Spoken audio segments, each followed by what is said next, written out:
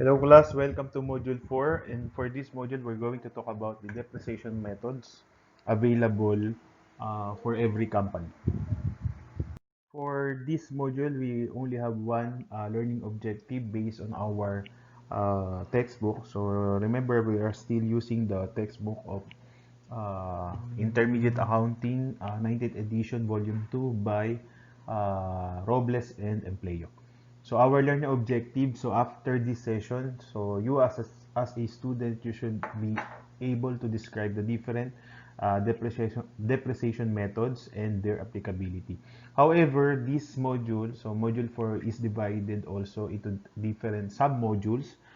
So I intend to discuss the different depreciation method on per module basis. So for this module, so this is module 4.0. So we're going to discuss the introduction to depreciation and also the straight line depreciation.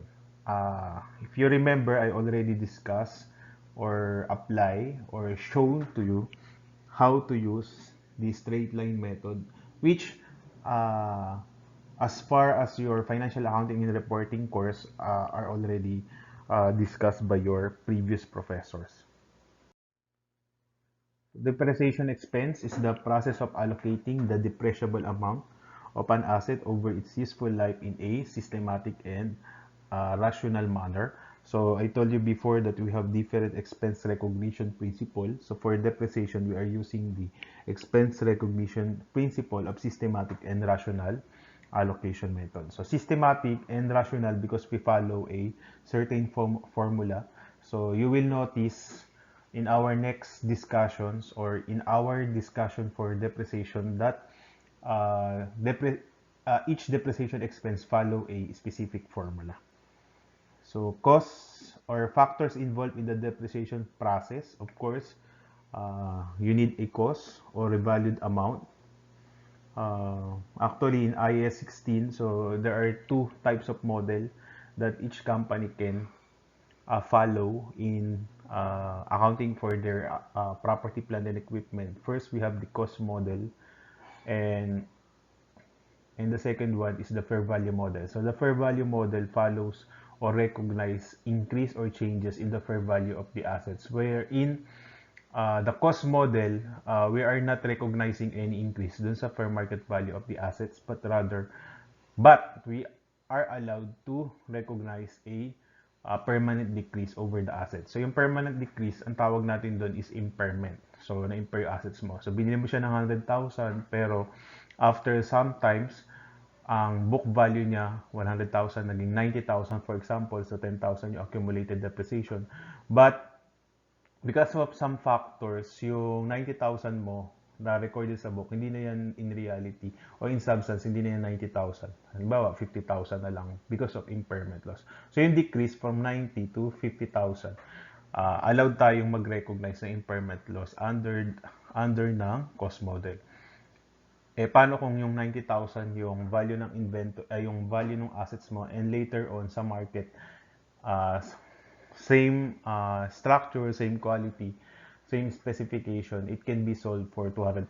So, kung cost model ginagamit mo, you are not allowed to recognize increase from 90 to 200,000. Pero if you are following the fair value model, so we are allowed to recognize an increase. So, yun yung nire-recognize mo as revaluation surplus. Although, hindi yun cover ng module natin. So, kaya, for you to apply the different depreciation model, so first, syempre, we need the cost and we need the revalued amount.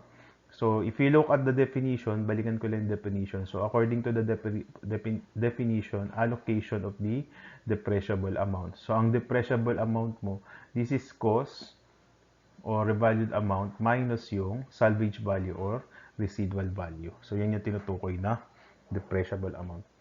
So, to compute for the depreciable amount, so you need cost and you need the salvage value or the residual value. So therefore, another factors to consider in the depreciation process is what we call the salvage value or the salvage value. Residual value or the salvage value or scrap value. Of course, we need the estimated useful life ng asset. So that's the number of years that you can use the asset, and the asset's pattern of use. So pattern of use, you need certain information for that one so that you can choose the proper depreciation method to use. Ayan. So what do you mean by residual value? So I told you before, residual value is the same with the salvage value or the scrap value. So you can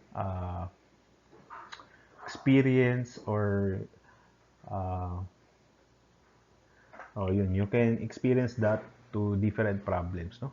They use interchangeably the term salvage value, scrap value, and residual value. So residual value is the amount that an entity will currently obtain from disposal of the asset after deducting the estimated cost of disposal. Take note, so yung residual value natin, uh, ngayon, so residual value, this is the amount collectible or recoverable after you use the asset up to its useful life. So, halimbawa, 100,000 yun. But take note, kung doon sa problem or doon sa information, available also yung estimated cost of disposal or kung may proceeds from selling the residual, i-add pa natin yun dun sa residual value. So, halimbawa, 100,000 yan. Eh, kaso, in order for you to recover that 100,000, uh, you need to pay another 10,000. So, therefore, ang residual value mo is 100,000 minus 10,000 ka. Kasi, meron kang, yung 100,000 kasi is cash inflow, yung 10,000 na cost is cash outflow yun. So, yung net amount, that will be the net disposal or net residual value. Kaya sabi niya, after deducting the estimated cost of disposal. So, kung sa problem, given lang residual value, so ang assumption na natin doon, net na lang, net already of estimated cost of disposal. Pero kung may binigay pa na cost of disposal, ineto natin siya. No? Inflow lang minus the outflow. So it is the assets were already of the age and in the condition expected at the end of its useful life. So residual value is the recoverable amount at the end of the asset's useful life. So after you use the assets for its intended lifespan. No? Ayun. So, ano ba yung mga example niyan? Siyempre, yung mga scrap value, for example, halimbawa, kung truck yan, after you use for 10 years, siyempre, mabibenta mo pa yung frame. Kasi may metal yun eh. So, saleable yun. So, pwede yun. O kaya, some parts. Kasi, di ba, merong mga uh, in the business of reselling parts of trucks or autos, for example, meron pa namang mabebenta doon or some parts of your old auto can be sell to others and they are willing to buy that parts. So therefore, that will be yung proceeds will be part of the residual value. Normally deducted from cost in computing depreciable base of the asset. So yung pag dineduct na natin yun, ang tawag natin doon is depreciable amount. Take note, dinededuct po natin yung residual value to all depreciation method except declining balance method. So, declining balance, we have declining balance, 150% declining balance, and also double declining balance method.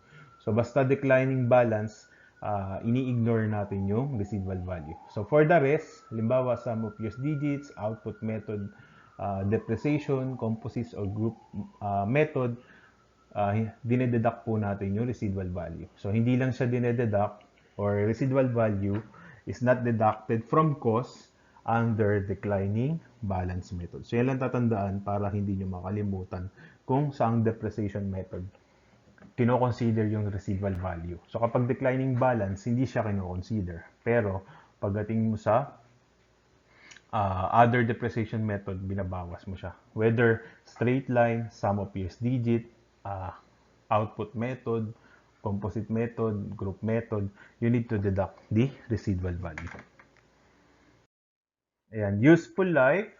The useful life is the period over which an asset is expected to be available for use by an entity or the number of production or similar units expected to be obtained from the assets by an entity. So simply, this is the number of years the company intend to use the asset. In reality, So most of the company, they have what we call the accounting policies. So dun sa accounting policies na yon, nakalagay na, so what are the useful life of a specific asset. For example, yung laptop, usually ano yan, 2 to 5 years. Ganun. So, kapag building, 25 years, etc. So, basta gumawa ng building, 25 years ang ginagamit na useful life. No? Merong mga table dyan. Table for the useful life of the specific assets. And the estimation is based on judgment. Based on judgment and usually from past experience of the enterprise with similar assets. So, yung useful life, depende dun sa company kasi nga, so the useful life used for a specific asset is different from one company to another simply because they use their judgment in estimating the useful life of the asset. Yan, useful life. So these are the factors to be considered in determining the useful life of an assets. We have two. So una yung physical factors. So yung physical appearance ng asset mo. So, syempre, if your asset is very new, so very good looking, but after sometimes you notice, kahit na alagaan mo pa siya or well-maintained pa man din yung inventory mo, the physical characteristics is not the same from the first time you bought your asset.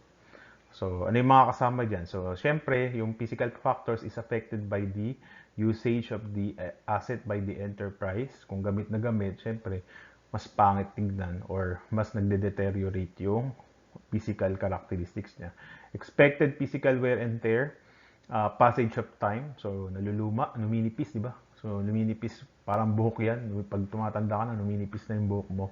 So, ganun din yung long-term assets mo. When we talk about functional or economic factors, so this is not basically it's not based on the appearance of your asset. So based on substance, nawawala ng value yung asset. So the value of the asset decrease not because of physical characteristics but other factors, economic factors. Example, so yung technical obsolescence. So may bago na kasing model. So, yung iPhone 10 mo, kahit iPhone 6 mo, for example, or iPhone 10 mo, dahil kahit gaano pa kabago yan, kakabili mo lang, may lumabas ng iPhone 11, for example, or iPhone 20, kahit nag 100% in working condition pa yan, kasi working condition, physical factors yun dahil hindi na siya saleable, o the same, kasi may bago ng model, so therefore, nag-depreciate na yan. Anong klaseng depreciation? Or anong factors ang kinonsider? Yung functional or economic factors na tinutukoy. Inadequacy or legal or similar limits. So, legal, yung mga subject to, halimbawa, yung merong yung mga copyrights, although it's not PPE, but it's also an asset. So, di ba ABS-CBN, may franchise sila for 50 years. So, after 50 years, wala na ngayon yung franchise ng firm kasi nga expired na yung franchise nila. So, yung legal factors na kinonsider dun sa pagdetermine ng value ng assets, ang asset dun is franchise, for example, kasi intangible asset siya. So, nawala na siya. So, economic factors ang tawag doon. So, when we talk about economic factors, it's not shown on the asset physically. Yun lang ibig sabihin. Okay, next. Ayan. So, these are the different depreciation methods. So, first, we have what we call the time factors method. So, we have two. So, yung i-discuss natin for this module is the straight line method. Actually, review lang yun naman yan.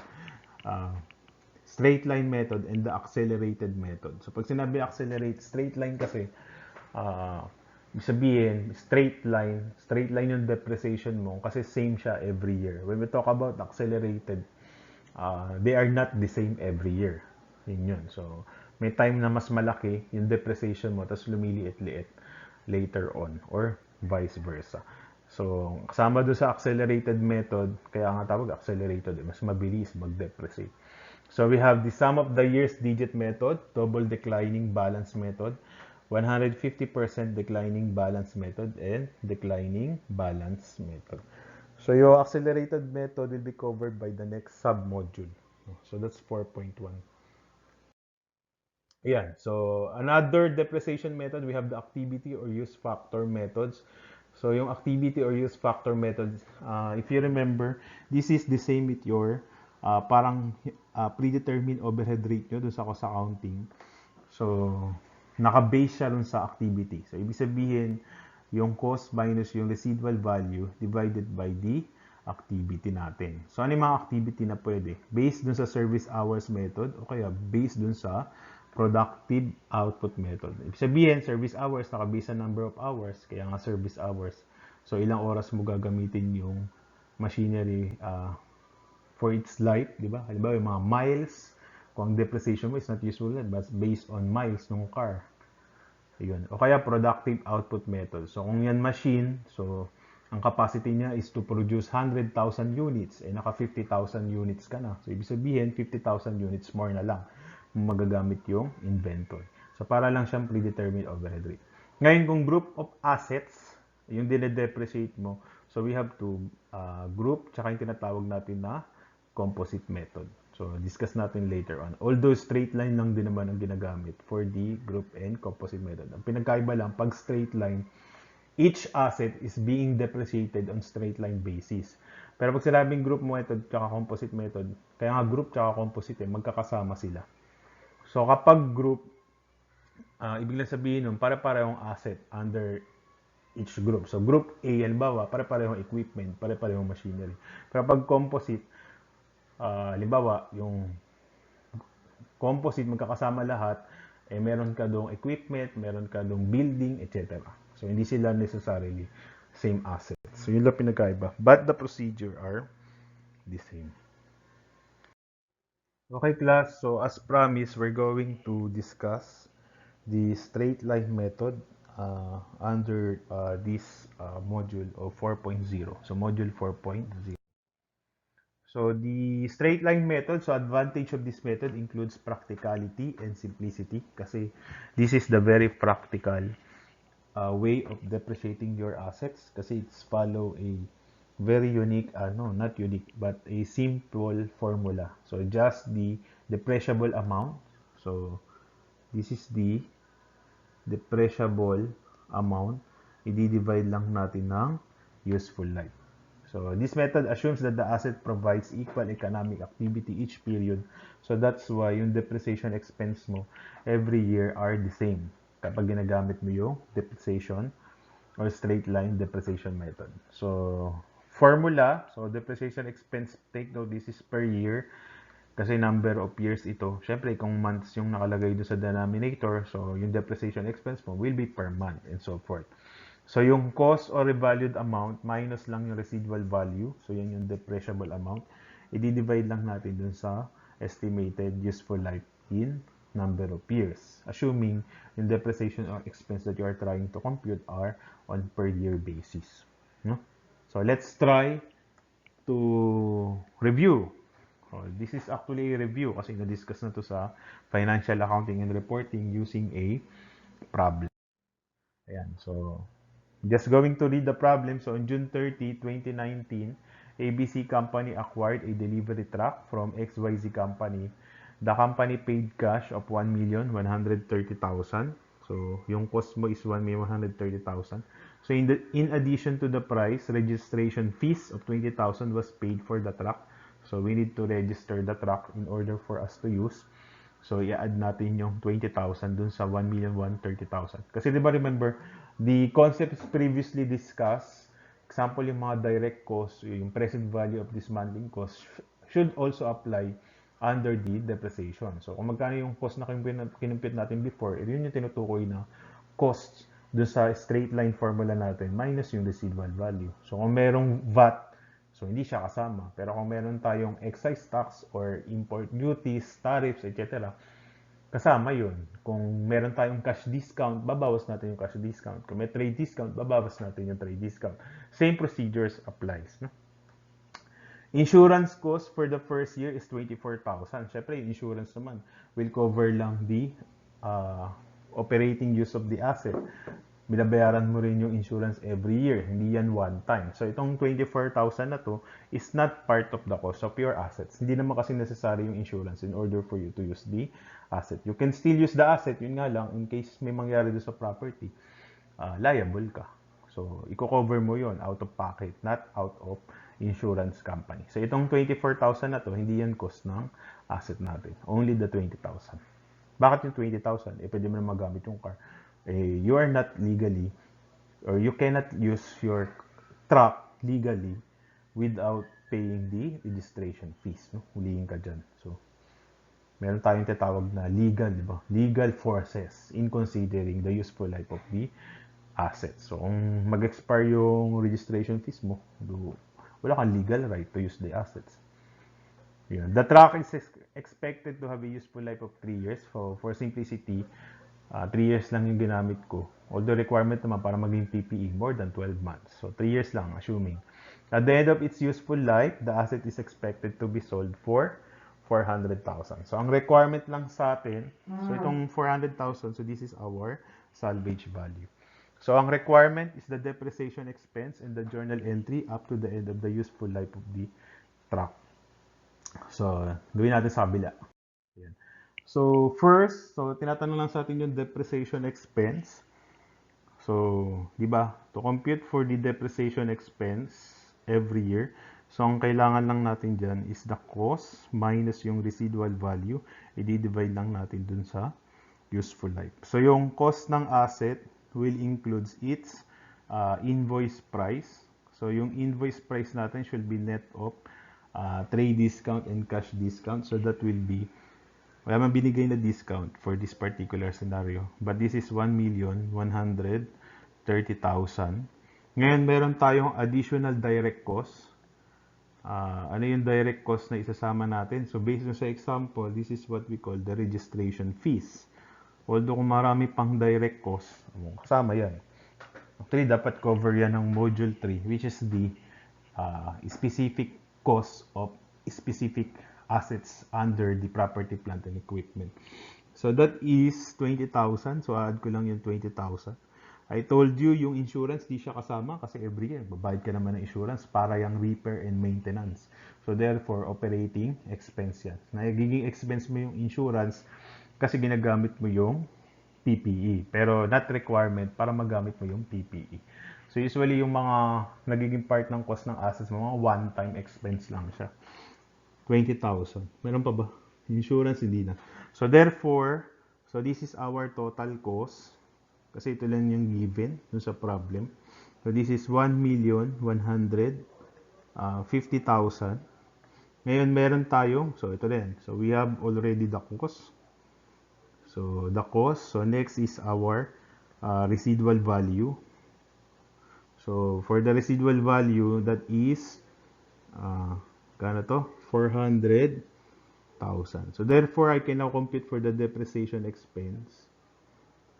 Diba? So, ang depreciation expense natin will be yung cost. This is 1,150,000 minus yung residual value na 400,000. Di-divide ko ng useful life. So, according to the problem, the useful life is 3 years. So, therefore, so 1,150,000 minus 400,000. I-divide ko ng 3 years, lumalabas, we have depreciation expense of 250,000 per year. Ayan. So, take note, this is per year or for 12 months. Okay, so just to illustrate, kasi hiningi sa atin yung journal entry. So, gawin muna natin is gawa tayo ng table for the depreciation. In reality kasi, if you are going to manage the depreciation expense of the asset of your company, nilalagay lang natin sa Excel yan. Then try to make a schedule. So, magkano yung i-depreciate natin o magkano yung i-recognize mo depreciation expense per year. So, gawa lang tayo ng ganun. So, we have asset, di ba? So, we have asset, we have accumulated depreciation. So, halimbawa, this is yung first 6 months. Kasi, according to the problem, June 30, 2019. So, 12/31, 2019. So, this is for 6 months, di ba? This is for 6 months actually. So, yung susunod natin, 12/31, 2020. So, this is for 12 months. Hindi siya kasya. This is for 12 months. And another one, 12/31, 2021 for 12 months again. And another for the next 6 months. Ayusin ko lang.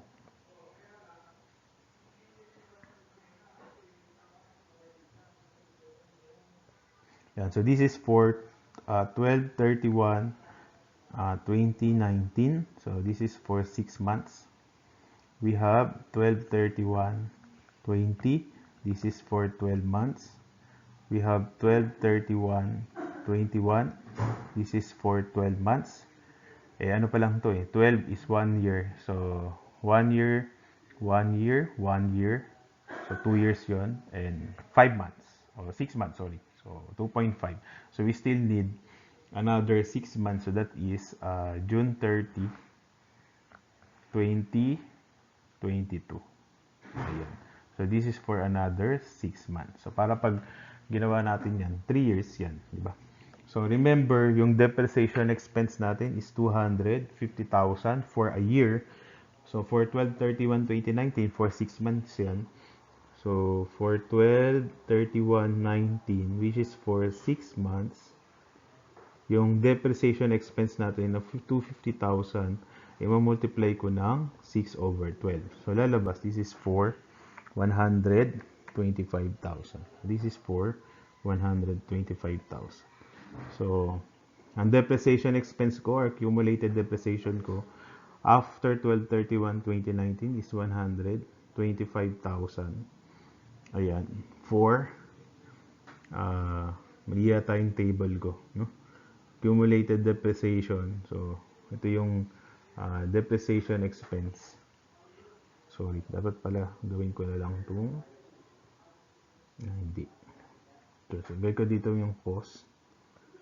So, this is accumulated depreciation. This is depreciation expense. Ayan. So, ang cost ng asset is 1,150,000, di ba? Kasi 1,130,000 plus 20. So, 1,120,000 plus 30. So, 1,150,000 yun. So, depreciation expense, mali.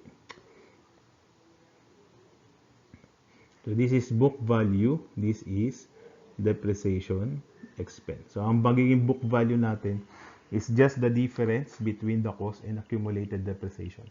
So, for December 31, 2019, that's 1,150,000 minus 125,000.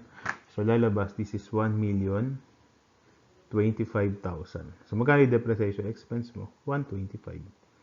Ayan. Pero pagdating mo ng 2020, 12/31/2020, ang cost is always the same as long as hindi tayo bumibili ng asset. Siyempre, magbago yan pag bumili tayo. Ayan. So, yung accumulated depreciation will change kasi ang tawag niya accumulated So, ibig sabihin ng accumulated, we add all the depreciation expense recognized every year. So, meaning cumulative yung accumulated depreciation. So, magkano yung magiging depreciation expense ko ng 12/31/20? Di yung buo ng 250,000 kasi that is for 12 months already. So, 250 ang depreciation expense ng 12/31/20, 250,000 ulit pagdating ng 12/31/21, and 125,000 kasi for 6 months only yung 6/30/2022. So, para makompute yung accumulated depreciation, so yung 125 doon sa taas, add ko lang yung depreciation expense na 250. So, 125,000 plus 250,000. So, this is 375,000. So, add ko ulit yung 250,000. So, this will be 625,000. Add ulit yung 125,000. So, this is 750,000. So, to compute for the book value, just deduct the accumulated depreciation from the cost. So, meaning 1,150,000 minus 375,000. So, this will be 775,000. 1,150,000 minus 625,000.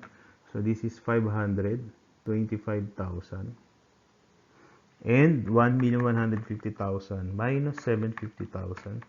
This will be 400,000. So, if you notice, at the end of the useful life, yung book value of the assets is equal dun sa residual value. So, that is the logic why we need to deduct the residual value dun sa cost to compute for the depreciable amount. So, yung residual value natin is 400,000. This is equal dun sa book value ng 6/30 or July 1, 2020. Ayan. So, ito yung magiging table natin for our journal entry.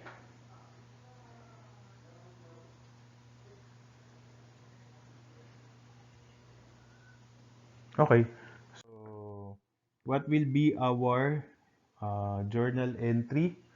So, related to this depreciation, so pagdating natin ng 12/31/2019, so debit lang tayo ng depreciation expense. Lagay natin dito is truck or equipment, so whatever the assets used by the company. So, equipment na lang. So, take note, this is truck. This is for 125,000. Then, credit tayo ng accumulated depreciation for 125,000. Ayan. So, for 12/31/20, mangyari niyan, debit tayo ng depreciation expense, equipment. This is 250,000. Then, credit tayo ng accumulated depreciation. You can also include here equipment kasi baka maraming asset yung firm. This is 250,000. So, you're going to make this entry ng December 31/20 tsaka December 31/21. Ayan. And lastly, pagdating mo ng 6/30 or July 1, 6/30 or July 1, so 6/30/2022, so debit tayo ng depreciation expense. This is for equipment for another 125,000. And credit tayo na accumulated depreciation, equipment for 125,000. Ayan. And as of 6/30/2022, assuming nabenta mo yung asset o you sell your asset at residual value, meaning at 400,000. So, assuming lang, so this is your journal entry. Kapag binenta mo yung asset or if you sell your asset, assuming at 6/30 or July 1, so debit tayo ng cash. This is 400,000, equal dun sa book value. Debit tayo na accumulated depreciation. So, magkano accumulated depreciation as of that date? This is 750,000. And credit tayo ng equipment or delivery truck. This is for 1,150,000. So, ito yung magiging the recognition entry natin. Assuming, ibebenta mo na yung asset at book value or at residual value. Siyempre, if you sell your asset at more than 400,000, recognize tayo ng gain on sale. Kapag ang proceeds from selling your equipment is less than the residual value or less than 400,000, siyempre mangyari nun, recognize tayo ng loss. So, ganun lang siya. So, that's it for our PPE, no? Or for our straight line depreciation method. Ayan. Accounting for changes affecting PPE. So, what if there is change in accounting estimate? So, actually, this is a separate topic, kaya discuss na lang natin. So, change for accounting or for changes affecting the property, plant, equipment. So, we have what we call different changes. So, meron tayong tinatawag na change in accounting policies. Tsaka meron tayong tinatawag na changes o change in accounting estimates. So, yung policies, halimbawa, di ba remember sa inventory system mo, pwedeng FIFO, pwedeng weighted average, etc. Pero pag sinabi nating estimate, so this is an adjustment of the carrying amount of an asset or liability or the amount of the periodic consumption of an asset that results from the assessment of the present obligation of and expected future benefits and obligation associated with assets and liabilities. Ngayon, so kapag may what you call this, kapag sa standard, so you have option whether you use, halimbawa, FIFO or weighted average, that is change in accounting policies.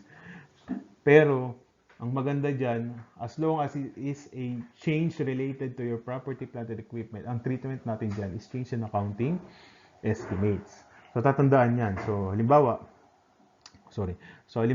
from straight line to sum of years digit, change in accounting estimates din yun. Hindi siya change in accounting policies. So, yung useful life, dati tingin mo 10 years, ngayon 15 years na. Or 10 years papuntang 5 years or 8 years or so forth. Change in accounting estimates pa din siya.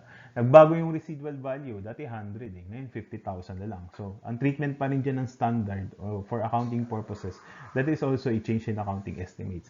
As long as it is related to your property, plant, equipment, ang treatment natin dyan is change in accounting estimates. Bakit magmamatter? So, why is it relevant if that is change in accounting estimates or change in accounting estimates? Kasi, kapag change in accounting policies, so yung nangyari o yung changes is about change in accounting policies, ang ginagamit natin dito is retroactive application. Ayan. Pero kapag change in accounting, so this is change in accounting estimates. Ano ang example yan? Yung changes dun sa PPE, assumptions mo sa PPE, including the depreciation method. That is change in accounting estimates also. Prospective ang application. Yan. So, ibig sabihin, itong prospective na to, this will be used or this method will be used for change in accounting estimates. Kapag retroactive application naman, that is change in accounting policies, ginagamit siya. So, hindi lang naman siya sa change in accounting policies. But for change in accounting policies, retroactive ang application. Ano ba yun? Ano ba yung change in retroactive ano ba yung retroactive application tsaka prospective? Pag sinabi natin retroactive, retro. So, ang assumption natin dito, yung changes happens from the start. From the start. Ayan. So, halimbawa, FIFO ka, gagawin mong average. So, ang assumption natin dyan, assuming from the start na ni-recognize mo, or from the start na nagtayo ka ng company, or you establish your firm, average method na ginagamit mo in accounting for your inventories. So, ibig sabihin, i-adjust mo yung mga previously recognized. So, when we talk about, you need to adjust yung previously recognized related to your FIFO inventory system. Kino-close na lang natin yan dun sa retained earnings. Bakit retained earnings? Kasi whatever the changes dun sa inventory mo are already reflected dun sa retained earnings. Kasi yung income mo was close to the retained earnings before. Diba yung income summary mo, kino-close mo dun sa retained earnings. Sabi ko sa inyo before, kapag overstated yung ending inventory mo, understated yung cost of goods sold. Overstated yung net income. Yung net income will be close dun sa retained earnings. So therefore, kung nagbago naman from FIFO to average, dililiit yung ending inventory mo. Diba? Kasi yung average method pertains to the amount of the inventory. Assuming, pag FIFO, 100,000. Pag weighted average, 80 lang. Di overstated yung ending inventory mo. So yung effect ng ending inventory, ba't siya overstated? Kasi from FIFO, dapat average ginamit mo dun. So, nandun na sa retained earnings. So, i-adjust mo ngayon yung retained earnings mo. So, kapag in-adjust mo doon sa retained earnings, sobra yung retained earnings mo kasi sobra yung income mo. So, babawasan mo yung retained earnings. So, kapag yung changes, in-effect mo doon sa retained earnings, ang tawag po doon is retroactive application. Pero kapag prospective, kasi for PPE, we are using the prospective application. So, ang ibig sabihin yan, prospective, yung susunod na. So, meaning, yung following journal entry o following depreciation expense is the one affected by the change in accounting estimates or any changes affecting the property, plant, and equipment. So, hindi affected si retained earnings. So, your retained earning is not affected kasi hindi because you are not using retroactive application dun sa changes mo sa property, plant, and equipment. So what will be affecting is your next recognition of depreciation expense. Yun na yung magbabago. So para to further illustrate, so let's look at the example. So to further illustrate, look at example. This is the same example actually. So on June 30, 2019, sorry. So ABC company acquired a delivery truck from XYZ company. The company paid cash of 1,130,000 to XYZ. So in addition to the price, registration fees of 20,000 was paid for the truck. Insurance cost for the first year is 24,000. The truck is expected to have a useful life of 3 years, and at the end of its useful life, the asset is expected to be sold for 400,000. So depreciation expense, so ang requirement is depreciation expense and journal entry on year 2. So ibig sabihin, assuming nangyari yung changes, kasi we have number 1, assuming there is a change in the useful life from 3 years to 5 years, and also change in the residual value from 400,000 to 300,000. So meaning yung change happen after year 1. So actually yung year 1 natin, that's for 6 months only. Kasi yung first journal entry natin happens on 12/31/19. So kulang yung assumption, so I'm going to use this assumption. So ibig sabihin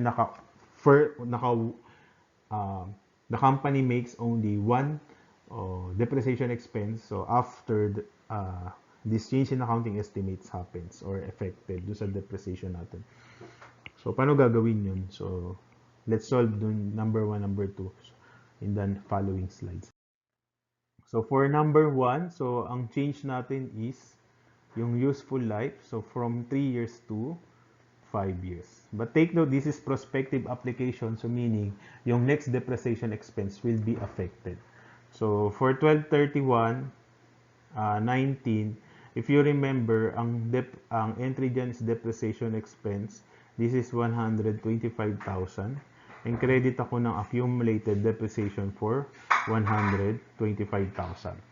So as of 12/31/19, yung cost of our asset is 1,130,000 plus 20,000. So this is 1,150,000. Then we have accumulated depreciation. So ang accumulated depreciation ko is 125,000 kasi there is only one journal entry for depreciation expense after magkaroon ng change in accounting estimates. 1,150,000 minus 125,000, that's 1,025,000. So this is the book value. So sabi ko, this is prospective application. So yung next depreciation expense mo na yung mangyari. So ibig sabihin, yung depreciation expense natin ng January 1, take note. So this is for 2022 kasi for 5 years 2019, 20, 21, 22, 23, 24. O onwards na lang. Or for 2024 yata yan. So paano yan? So this is 1,025,000. There is no change in the residual value. So, ma-minus ko ulit yung 400,000. I-divide ko ng 4.5 years. Bakit 4.5 years? Kasi from 3 years, magiging 5 years siya. 5 years, nabawasan na yung 0.5. Ano yung 0.5? Yung 6 months. Ito yung 6 months na yan. This is from June 30 to December 31, 2019. So, from 6/30 to December 31, 2019, 6 months yun. So, ang 6 months is 0.5 ng 12 months. Kaya 5 minus 0.5, this is 4.5 years. Yan. So, ito na yung bagong useful life natin. So, in effect, ang magiging changes na lang natin, yung susunod na depreciation expense. So, 1,025,000 minus ko yung 400,000. So, magiging, bayin ko yung kulay, 625,000 to. I-divide ko ng 4.5. years, lalabas, my depreciation expense in the next years is 138,888.89. Ayan. Or round off, 138,889 ang magiging depreciation expense natin. So this is our new depreciation expense. So what will be our journal entry? So for year 1, for uh, year 1 to 4, kasi di ba 4.5 years. So ito, after, take note, this is after 12/31/2019. Kasi 4.5 eh. Ang magiging journal entry natin dyan is depreciation expense, equipment ulit. This is 138,889, round off ko na. Credit ako na accumulated depreciation. This is 138,889. Ayan. So, ibig sabihin, ang cost ng asset ko, this is 1,150,000. 150,000. Ang accumulated depreciation ko is 138,889 times 4. That is 555,555. And don't forget, yung depreciation expense bago magkaroon ng change in accounting estimates, which is 125,000. So, plus 125,000.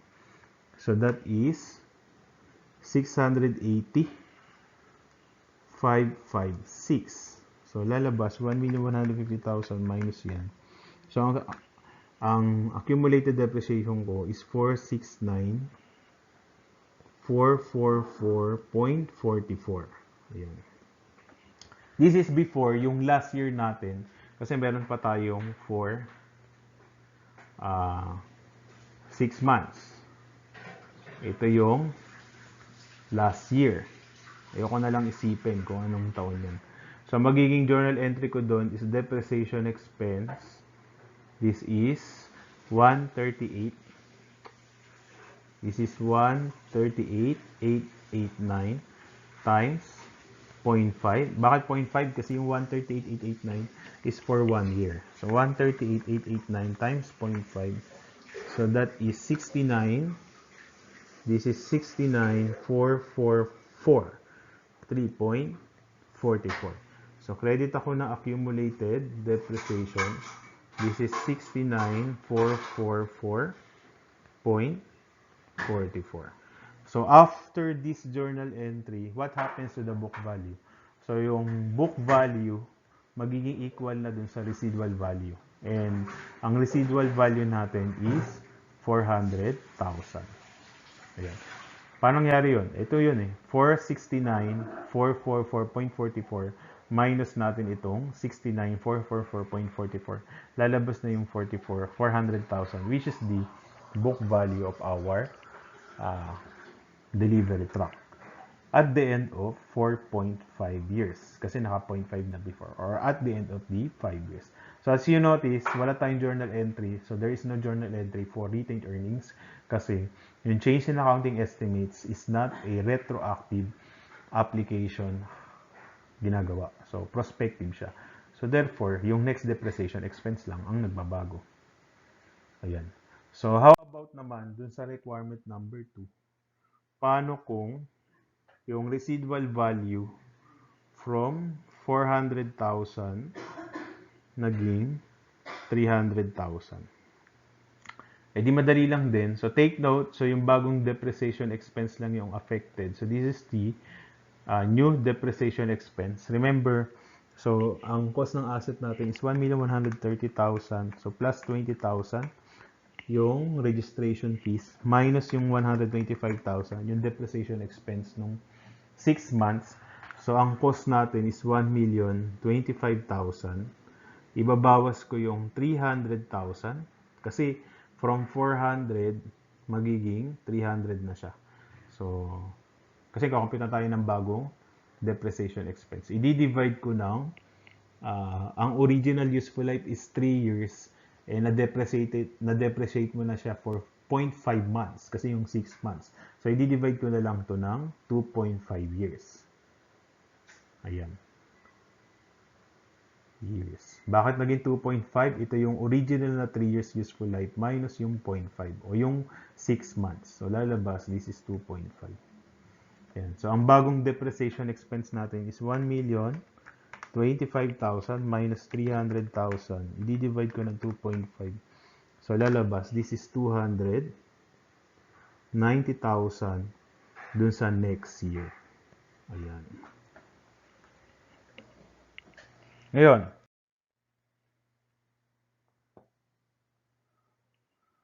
okay, so nabusan na ako ulit ng slide. So, that is, di ba, ang depreciation expense ko dun sa first 6 months is 125,000. For the next 6 months ito. 2 years. Kasi 3 years ang life niya. So, that will be 290,000. So, times 2. So, this is 580,000. Ngayon, yung depreciation expense ko, dun sa last 6 months, edi 290 times ko ng 0.5. So, this is 145,000. So, pag tinotal ko yan, this is 125,000 plus 580,000 plus 145,000. So, that is 850,000. So, this is my accumulated depreciation. So, yung cost ng asset natin, di ba, 1,120,000, sorry, 1,130,000 yun. So, bali 1,150,000. Ayan, so tama. 1,150,000 tayo. Yung accumulated depreciation natin is 850,000. So, therefore, this is the book value. So, 1,150,000 minus 850,000. So, that is 300,000. Ayan.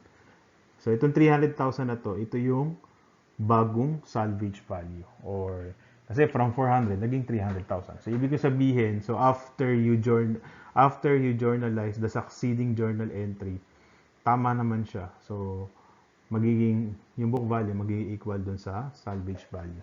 So, that is the end of our module 4.